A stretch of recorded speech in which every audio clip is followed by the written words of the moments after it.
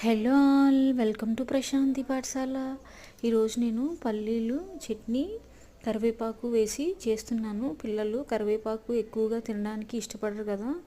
So ఈ విధంగా మనం చట్నీలు చేసినప్పుడు, పొడులు చేసినప్పుడు వాటిల్లో వేసి పెట్టేసేయచ్చు. ఈ విధంగా పల్లీలు పచ్చిమిర్చి ఫ్రై చేసుకున్నప్పుడే కరివేపాకు కూడా వేసి దోరగా ఫ్రై చేస్తాను. మిక్సీ జార్లు ఇవన్నీ గ్రైండ్ చేసుకున్నప్పుడు మనం ఇంచ్ అల్లం కూడా వేసుకోవాలి. ఎందుకంటే పల్లీలు ఎక్కువగా తీసుకుంటాం మన చట్నీల్లో. సో మనకి పల్లీలో పైచ్య గుణం ఉంటుంది. అందుకని చెప్పి అల్లం ముక్క వేసుకొని పచ్చడి చేసుకుంటే మనకి కఫం అనేది పట్టదు. సో ఇదొక చిట్కా. కరివేపాకు తిన్న పిల్లలకి ఈ విధంగా తినిపించవచ్చు పచ్చళ్ళతో పొళ్ళతో కలిపి. అలాగే చాలా బాగుంటుంది కూడా chutney. Subscribe my channel. Thank you for watching. Bye bye.